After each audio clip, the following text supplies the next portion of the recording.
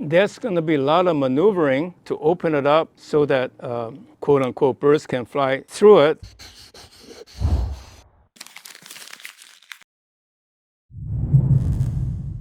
Hi, I'm miltonchang of Bonsaiheirloom. I want to work on this Japanese black pine I bought about 4 weeks ago, maybe 6 weeks now, from someone moved away from this area to, I think, North Carolina. It's in an even tinier pot, maybe about this big, 4 inches or so. And I put it in a 6-inch pot because I don't like it to be show off my ability to grow small trees. Even as it is now, I just soak it to prevent the small amount of root ball from drying out. And a couple of things notable about this tree. The tree is really full, and I think a lot of the old timers like to get their trees really green, and looks great at a distance, but you don't see the trunk at all. And I rather use the approach that I can see a bird flying through the tree.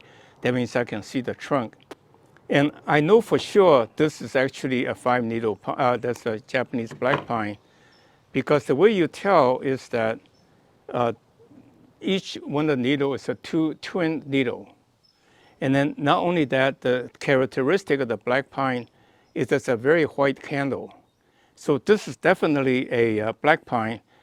But notice how small, how short the leaves and how uniform they are. That's because the previous owner has been consistently clipping it at the same time. And as I mentioned to you, the secret about creating short needle, uniform needle, is to clip it at the same time and clip it again and again to increase ramification until you have a thick trunk, lots of ramification, and that reduces the size of the needle. Now, this tree is really a problem. It would take probably 2 or 3 times of clipping to make it into the way I like it. And the reason is that, let me show you like this branch. You can see it's so long, nothing will shoot out here. So this branch is kind of useless to me because it's kind of outside of the growing range. On the other hand, if you notice in close-up, you can see a little growth here.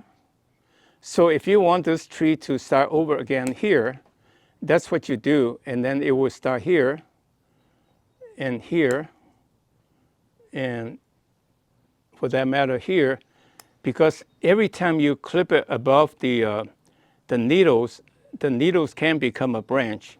So I have turned this very long tree into the possibility of some squatty tree. Right, in the sense of it was that long, and I cut it back and I reduced it so that this can become nice branches. And I have to do all of it. You can see it's really quite a mess. If I open it up, you can see branches growing everywhere, very long branch. Nothing will grow out here like this guy.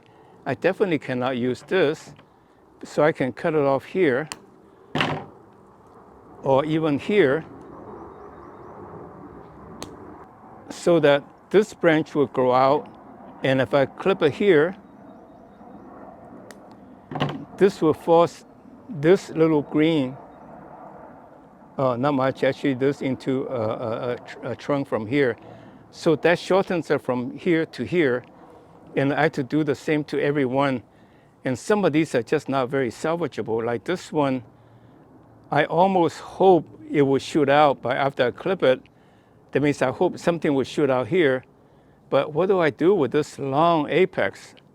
Way too far out there. There's going to be a lot of maneuvering to reduce to open it up and reduce the length of the branching so that the tree will have a better design, and also, quote unquote, birds can fly through it so that we can see the branches. So again, cutting it, there's no rhyme or reason. You can see there's little buds here that may come out. You never know, but I don't want to take a chance. So I always leave something green. Hopefully something will pop out, and do as much as I can today, and then wait 6 months from now. I do it again to use the new growth that came out to allow me to do my design. So right now I'm really focusing on reduce the branches so that I can have a much more reduced size tree. And the scheme is to cut it back to something low as possible green so that it may shoot out there or below, hopefully. Not always. Again, not good right now, but hopefully next time it will give me the design opportunity. So like this is an incredible valuable little shoot because that would allow me to have shortened this branch to here and hopefully something else will pop out. And the same thing if I cut here, leave a little bit of green, then maybe bottom will pop out for sure. Where I left this green will come out. So right now it's the preoccupation is to shorten the branch to expose the possibilities of the design, and let it be like this one definitely will not be used, and this branch will be used. So I clip it, and like there's nothing here until here. So let me just on the conservative side clip here, and hopefully that would encourage the bottom to branch out. So this is the first step when you get an overgrown pine, is to reduce the length of the growth, the branch, and hopefully something else will pop out to let you have a lower branch that's green. Like this is the first green, so I cut it here, and hoping something will shoot out here. And I don't need any more I'd rather force the growth underneath, so I should cut off any other redundant. So the preoccupation is really to forcing branching. This one is useless comparison to others, so I cut it. So by the time when I'm done, it'll be bare and no good resemblance of the design objective, but at least I got something to work with the next time. And if I want to speed it up, I can always use wiring to speed up the design object to reach the design objective. I can wire it next time to make it to come this way. Like this, I can wire it to make it go that way next time. But I'm not going to worry about it today. Just clip it and let the new growth tell me what to do next. Now this branch, you can see this really, I have no idea what's going to happen. And so again, I'm just going to cut it to where there's growth. Hopefully by clipping the top, the bottom would shoot out. So the only thing I'm doing now is to reduce the length. Like all this I can wire later to get it to the position. But right now I'm preoccupied with reducing the branch and see what opportunity, design opportunity it gives me. Like I think there are a lot of buds going to come out, like this guy here, little guy too. So I cut here, hopefully this will shoot out, and if not, this will shoot out to become a branch. Again, I'm not even paying attention to my design criteria, mainly to reduce the branch length so I can have something to work with. I think one thing good about buying a tree from somebody else is that you're looking at it with a new set of eyes. The previous owner would never see it, neither would you see in your own trees what design options they are. But when you look at other people's design, it's easy to criticize, and therefore you begin to actually see the design possibility. Like this one is so long, but yet there's a little branch right here. So if I clip it off here, I can wire this and start to do my design the next time around. So again, I apologize for being very bare, but I will have design opportunities the next time to make decisions. So don't be too shocked that a very full tree that people admire at a distance becomes so sparse. But by the time when I'm done with it, you will have a tree that you can see the trunk formation, the branching, and it will be absolutely marvelous little bonsai that you will not see anywhere because it's so dense, so much ramification showing the age has been worked on.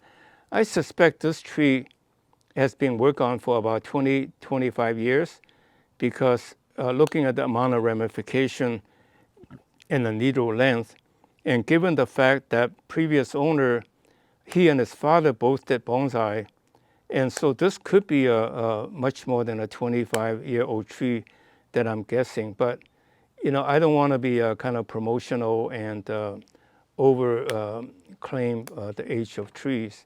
Actually, the age of tree should not matter. It's how the presentation, just like they say, you never ask the age of a lady, right? You just look at how graceful the person is. So here's the tree. So this tree is really quite magnificent. Look at the bark and so forth. I think the previous owner did a really good job. On the other hand, I noticed one big flaw that the owner, having owner for a long time, would never acknowledge or take care of. But being the new owner I am, I see it and I want to change it. I'm cutting off the excess window screen for root cutting, and this is actually a very essential point that the root pruning screen is really important for elm and pine because the roots grow very aggressively, can choke the tree when it matures. So let me point out one subtle problem that will never be corrected. So if you look at it, this tree has one big problem. It comes out like that and there's a hump. You can see this is clearly a hump that will never go away. And in fact, it will only be bulging out more as time grows. So what I need to do is cut that off to discourage it from further growth.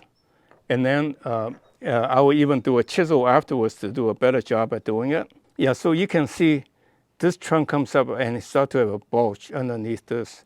So what I like to do is cut off the bulge. I see this is actually some other branches that got cut off, then I'll get cut off very clean, and it becomes a problem.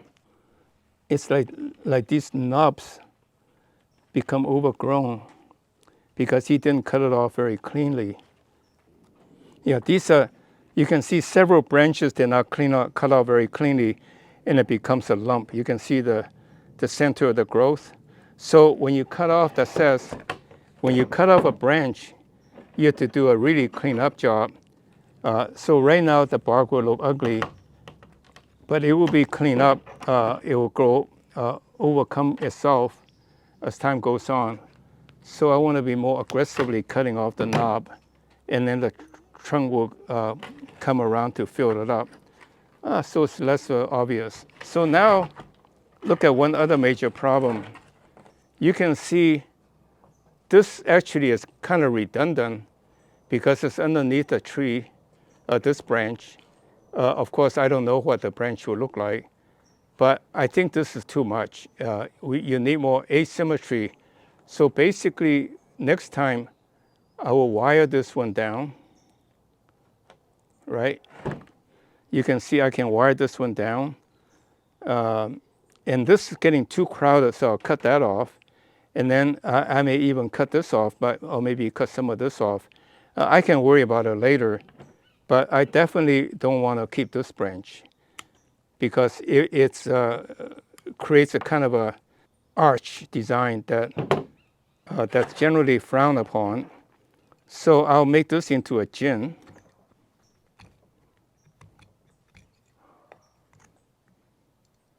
I took this tree, somebody had been working on this for 20 some years, and took drastic cut.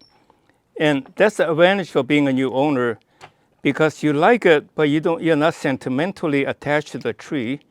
And so the previous owner wouldn't have the heart to do drastic cutting, and the tree gets fuller and fuller and pretty soon loses its own design. And so a new owner can come and in fact look at it with a new set of eyes and see the possibility of how to make it more magnificent.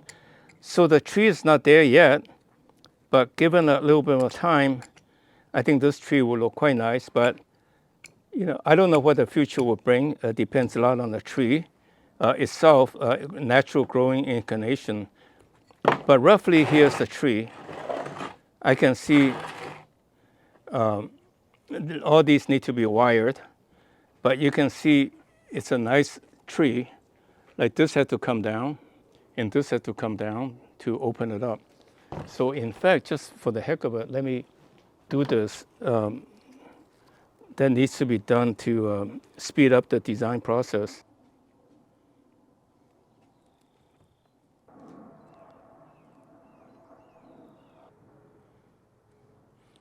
So now you can see this tree. Wow, okay, that looks nice. So this is the tree I wound up having. By opening up this tree, you can see the shape or the form of the tree. It can be very interesting, and I will let it grow out a little bit more, fill up a little bit more.